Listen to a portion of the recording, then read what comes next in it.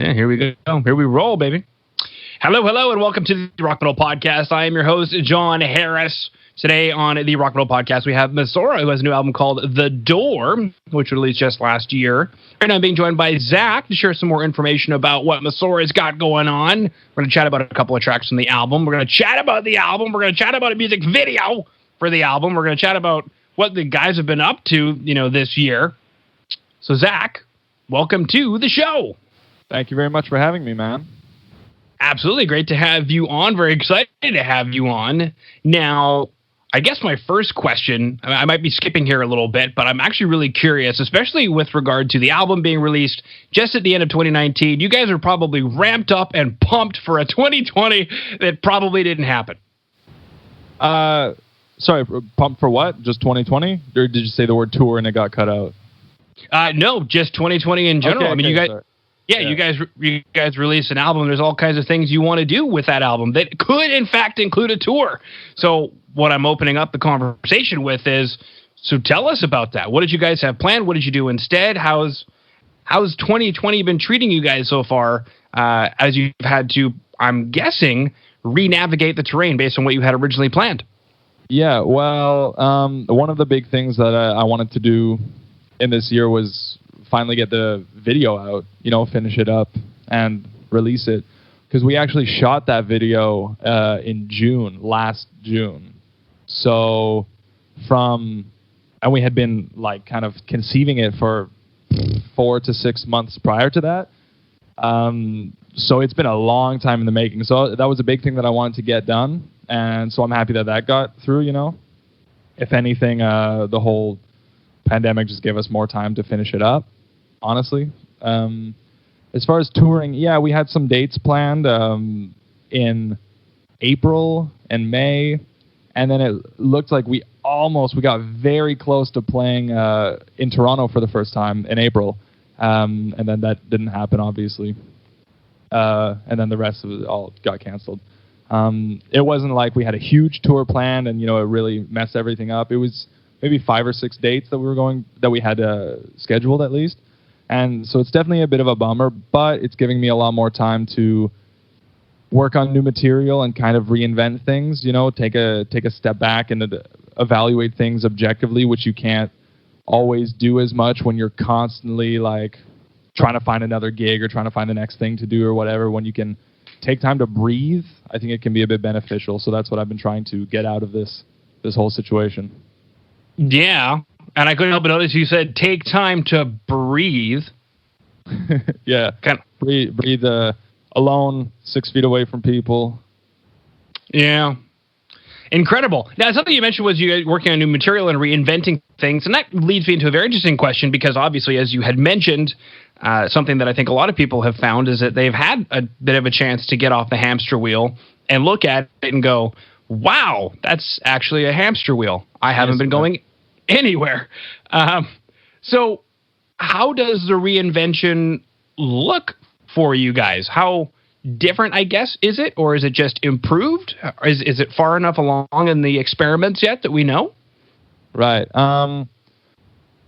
The first release that is going to happen, the next upcoming release, we're going to do 2 singles, which are standalone, not related to an album or anything.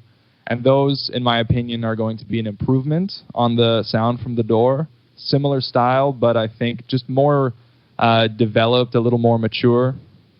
And the fact that I intended them each to be songs on their own instead of being part of an album meant that I could really put all the kinds of ideas and embellishments that I would want just in those songs because, to make them speak for themselves rather than being pieces of a whole.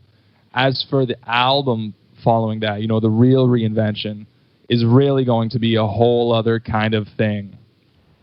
I think it's going to be, I'm trying to make the most pitch black music imaginable. The Door is pretty dark, but it's pretty groovy. It's got a lot of melodic parts. It's got kind of epic soaring stuff.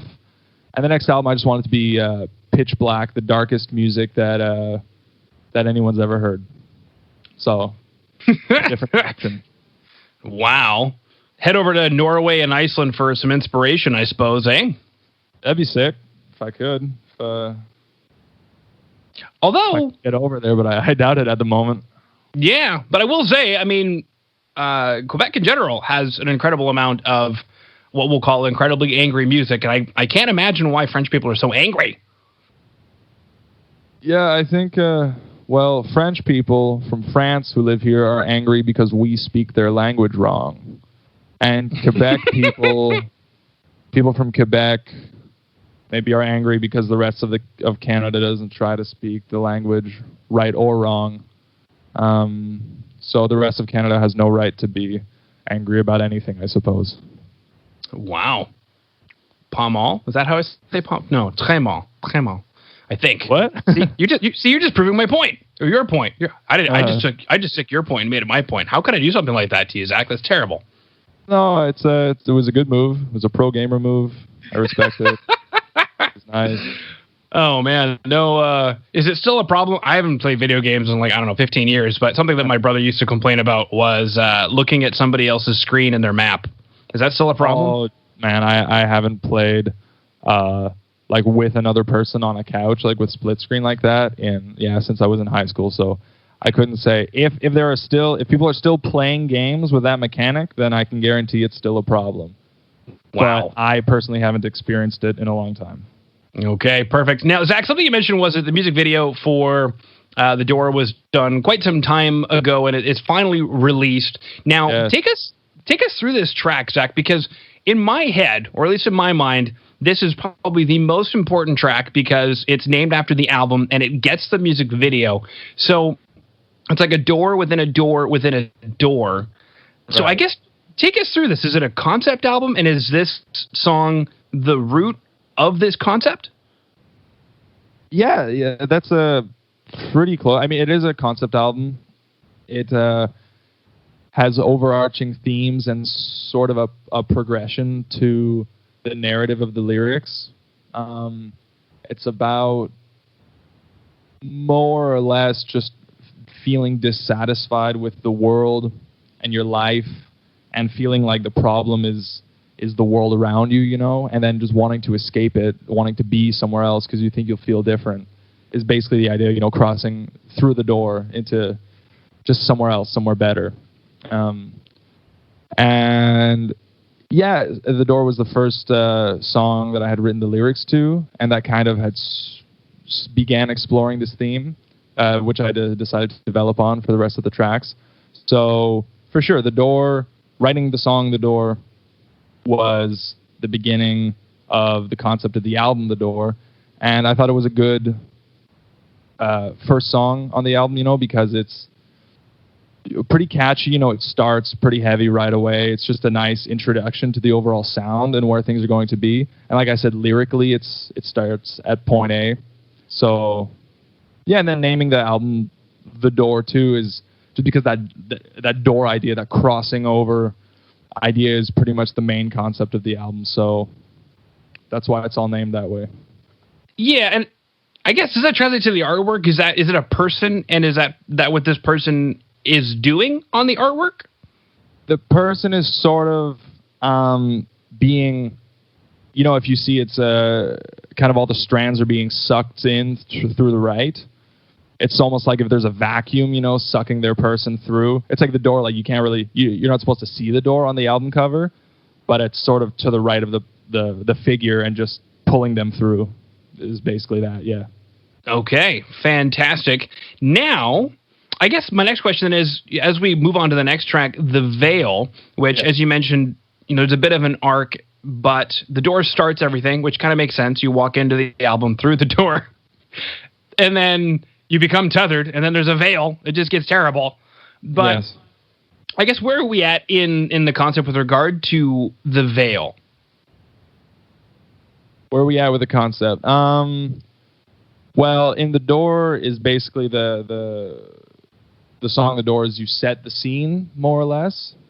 And then in The Veil, it's a bit more of a from the subjective experience of the person experiencing this world that was kind of introduced in the song The Door. And throughout the song, their conviction to escape and go through the door becomes stronger and stronger, and that's why the last lyric is what lies on the other side of the door, and then basically you cross through right at the end of the song, right when the riff gets nasty. This is very true. Well, make us free. Make us free. No, make us. Why am I having trouble reading all of a sudden? Make us free. Make a match of divinity. A lot of good rhyming schemes in here, Zach. Pardon? There's a lot of good rhyming schemes in here. Thank you. You are quite welcome. So, I guess my next question, if you wanted to chat about this track, The Veil, because it is a fan favorite, and I'll take your word for it. I did not look into the validity of that. Sure. There are ways, Zach. But why do you feel that this track is a fan favorite, and does that surprise you? I won't say it surprises me. I think it's just as valid as maybe any other song, to sort of take the helm and be the fan favorite. But it's definitely not the one that I expected, just because it's hard to be objective, about your own songs and know how other people are going to receive them. But I've heard from so many people, so many friends and fans and people at shows, they're like, "Are you going to play The Veil? That's my favorite." And, it's the one that gets the most streams on Spotify, and it just seems to be the one that resonates with people the most. I'm not 100% sure why. It starts really kind of thrashy and heavy, and then I suppose it's the progression of the song. It goes through so many moods that are, I guess, stacked in the right order. It feels a little bit like, I guess, I don't know, like an adventure in itself or something. And I guess it stands its ground on its own really well. It works within the album, but it's also just on its own, I think, a really solid track because of, like I said, the progression of the moods. Mm-hmm. Now, something you mentioned at the beginning when we were starting to chat was reinventing the sound and taking some time to think about that. So has the popularity of The Veil, which I'm looking at on Spotify right now, it is the number one track on Spotify anyway. Yeah. Has that gone into the reinvention thinking? No. I'm really just doing, or the way that I'm developing the sound and reinventing things is just based on my personal interests and what I want to do with the next album. It doesn't have anything to do with wanting to cater to what seems to have worked, on the door. I'm just, listening to new things, garnering new influences from many places, and just trying to create something new, something more unique, and something that doesn't sound like the door. I don't want any songs on the next album to sound like they could have been from the door, or even just sound like they could have been an outtake from the door or anything. Nothing like that. It's going to be entirely new. So as much as I'm super happy that people are vibing and resonating with The Veil really well and with The Door, the album as a whole, I want to totally flip the sound on its head. Okay. Absolutely no breadcrumbs allowed on the next album. Yeah, fantastic. Now, actually, I'm really curious, Zach, speaking of those breadcrumbs, because I actually got that from, who was I chatting with? I think it was Amorphous I was chatting with, and they said something about every single album, no matter how many times they've tried to reinvent things, in the beginning anyway, there's always breadcrumbs. And sometimes it actually makes it onto the record, so we were chatting about that. But I guess my question is, so far in the writing that you started to do, has it been evident that there are breadcrumbs, and are you sweeping them away, or what's happening? How's it coming along? The new album is really, right now the writing process is all about fighting my instincts. So maybe sometimes if I'm writing, there's a lot of old parts, riffs, structures, whatever that I have kind of kicking around, that aren't necessarily, I wouldn't kick them out of the album just because they're old parts or just because they could have maybe been on the door. But it's more, like I said, that what I'm going for the next record is totally different from what I did before. So nothing that I've written previously or would have been writing maybe at the same time that I was writing The Door, none of that would fit on the next album, and none of it is where I want to go. So it's not because, they're breadcrumbs that I don't want to use them, but because of the fact that they're older, they're sort of remnants of an older sound, it just doesn't fit with what I'm going for the next record.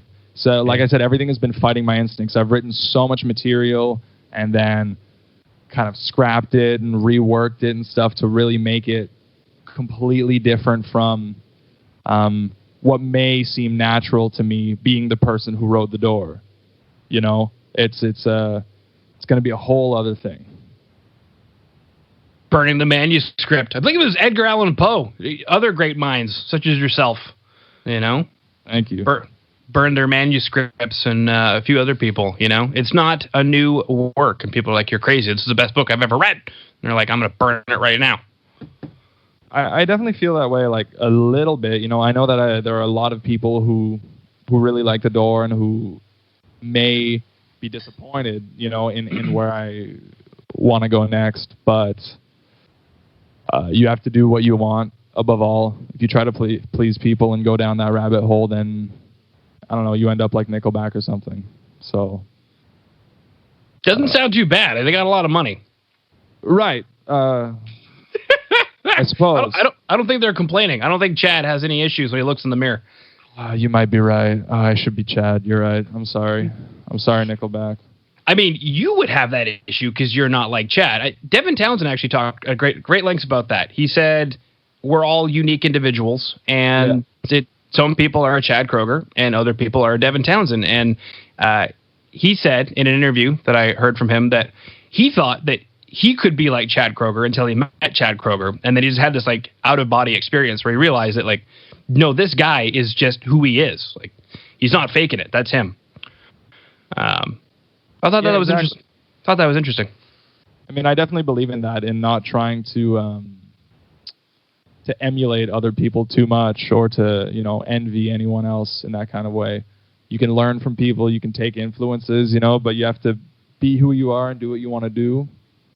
And I think that's the most important thing. Yeah, absolutely. Now, going back to our coronavirus chat and to what you had planned for this year, I guess take us through. Has you guys just been working on promoting the album and the music video, or is there anything else that maybe is available for us to check out for those of us who are still stuck in some kind of lockdown or quarantine? Right now, everything that's available is the record itself, The Door, which you can stream or buy on our Bandcamp, and the music video. That's pretty much all the content that we have available right now. There are some, fan shot live videos on YouTube if you want to dig those up. That's about it. We are, like I said, recording some new singles, and I don't know when exactly those will be ready because studio time is super scarce right now because everyone's trying to scramble back and get back to where they were pre-pandemic. So studios are a bit busy right now. But that'll be coming, I'm hoping, by the fall. And hopefully there will be some more videos for those too. But I can't guarantee anything right now. Yeah, pretty tough time, and I know that there's some bands who are now starting to try and book shows for 2021 in an effort to not be, left out when the floodgates open, so to speak. Yeah, I'm not really interested in trying too hard to rebook anything right now because I think there's no way to know. Like, I'm not really overly pessimistic. I think there will probably be shows happening in 2021. But you can't really know, and, I wouldn't be interested in booking things so far in advance, and then it can cause problems because of unexpected things that might happen. We might have different priorities at the time, and then we not need to go back on certain arrangements and deals, and I'm just not interested in that. I think until things are starting to look like they're back to normal, I'm not really going to be booking any dates right now. Okay, makes sense. Well, Zach, that concludes all of my questions. So unless there's anything that I missed that you wanted to chat about, I just wanted to thank you for coming on to the Rock Metal Podcast. I much appreciate it. I'm really happy to be here. It's super cool. I don't think there's anything else that I want to mention. I I appreciate your interest in the album and in the band. I really hope that everyone else listening wants to go check it out. If you want to go watch the music video for The Door, it's a good introduction. Might freak you out a bit. And I'm just happy to be here with you.